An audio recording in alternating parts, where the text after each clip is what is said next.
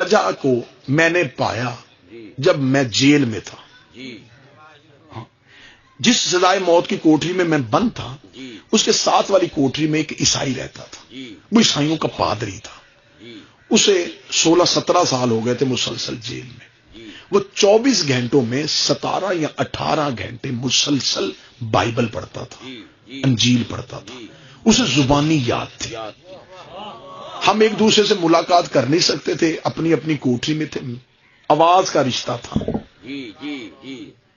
اس سے میں نے وجہ پوچھی کہ آخر تم عیسیٰ کو اللہ کا بیٹا کیوں کہتے ہو؟ اس نے مجھے وجہ بتائی. اب وہ وجہ انجیل میں لکھی ہوئی ہے. جیسے ہمارے ہاں قرآن میں سورتیں ہیں, یہ سورہ جو ہے یہ آل عمران ہے, یہ سورہ بقرہ ہے, یہ یاسین ہے, اس طرح انجیل میں باب ہے. انجیل میں ایک باب ہے جسے کہتے ہیں متا کی انجیل. اس میں وہ راز لکھا ہوا ہے جو راز عیسائی مذہب کا عقیدہ ہے. اب میں اس کو پہلے لفظ پڑھوں گا تاکہ یہ ویڈیو کیمرے کے ذریعے اگر کہیں تک بات پہنچے اور وہ کوئی لفظ ڈھونڈے تو وہی لفظ ملے جو میں زبان سے ادا کر رہا ہوں. اس کی میں وضاحت میں آپ کو جب وضاحت کروں گا میں بتا دوں گا کہ یہ انجیل کے نہیں, میں یہ وضاحت کر رہا ہوں. اس میں متا کی انجیل میں لکھا ہوا کہ خدا وند یسوع مسیح, میں وضاحت کر دیتا ہوں, یعنی کہ حضرت عیسیٰ زندان میں تھے. جب انہیں زندان میں رکھا, صبح سولی لٹکایا جانا تھا. 12 حواری جو تھے جناب عیسیٰ کے نائب وہ دروازے پہ بیٹھے ہوئے تھے. صبح حضرت عیسیٰ کو سولی لٹکا. اس منظر کو بائبل بند کر رہی ہے. وہ کہتے خدا بند یسوع مسیح زندان میں تھا اور خدا بند یسوع مسیح پکار پکار پکار 3 دفعہ لفظ ہے کہ کہہ رہا تھا, پکار پکار پکار کے کہہ رہا تھا, ایلی ایلی لما شبقتنی, ایلی ایلی لما شبقتنی. یہ جو جملہ میں نے پڑھا یہ عبرانی زبان کا جملہ ہے. اس سے اردو میں پڑھیں تو یا علی مدد بنتا ہے, عربی میں پڑھیں تو ناد علی بنتا ہے. اب کیونکہ عیسائیوں کو نہیں پتا, عیسائیوں نے نہج البلاغہ کو نہیں پڑھا. میرے مالک علی فرماتے میں وہ ہوں جسے انجیل میں ایلیا کہا جاتا ہے.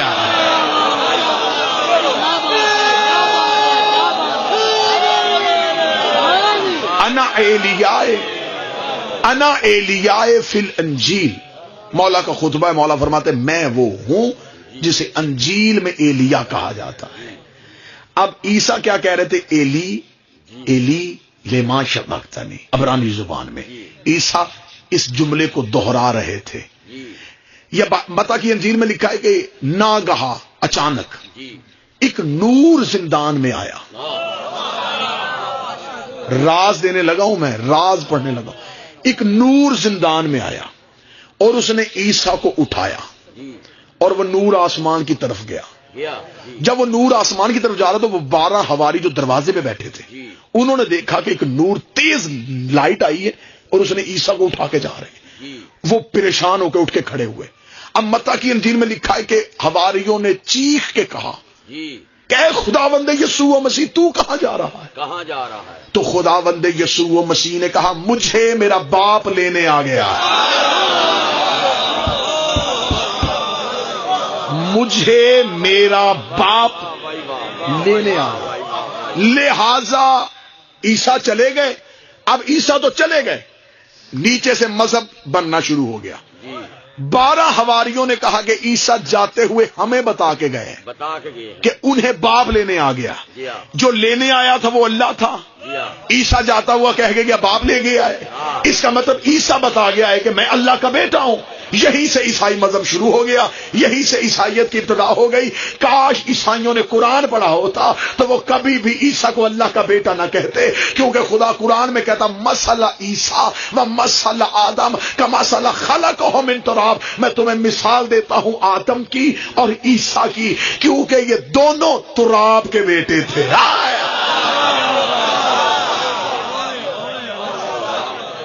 جسے عیسائی اللہ سمجھتے تھے وہ نور علی تھا. چوتھے آسمان پہ لے جا کے علی نے بٹھا دیا. عیسیٰ نے کہا بادشاہ یہاں کیوں بٹھایا؟ فرمایا انتظار کر، انتظار کر، تجھے بھیجوں گا مؤذن بنا کے جب میرا آخری فرد زمانے میں ظہور ہوگا۔ جی پوری دنیا میں عیسائیت کا راج ہوگا جب بادشاہ عیسیٰ کو لے کے آئیں گے، اور ایک لمحے میں عیسائی یوں پھر کے 12ویں کے قدموں پہ گر جائیں گے۔ آج یہ دنیا میں راج اس لیے کر رہے ہیں، ان کا حکومت اس لیے ختم نہیں ہو رہی، سب سے پہلے 12ویں کے ہاتھ میں یہ بیعت کر لیں گے، کیونکہ یہ اس دلیل پہ قائم ہوں گے کہ ہم عیسیٰ کے انتظار میں، جب عیسیٰ ہی 12ویں کے قدموں پہ سر رکھے گا۔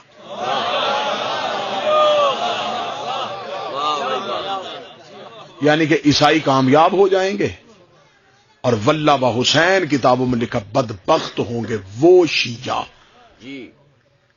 جو 12ویں کے سامنے کھڑے ہو کے کہیں گے کہ مولا آپ کیوں آ گئے جب ہم آپ کا کام کر رہے تھے، آپ کو ضرورت کیا تھی آنے کی؟ اور یہی آوازیں بلند کر کے کہیں گے یہ مہدی نہیں ہے، کیونکہ وہ امام کے نائب بنے ہوئے ہوں گے۔ اور جملے ہیں پھر کتاب کے، میں کیسے سینے میں محفوظ کر لوں؟ امام ان سے کہیں گے تم نے میری نیابت کا دعویٰ کیا تھا، تم کہا کرتے تھے کہ تم میرے نائب ہو۔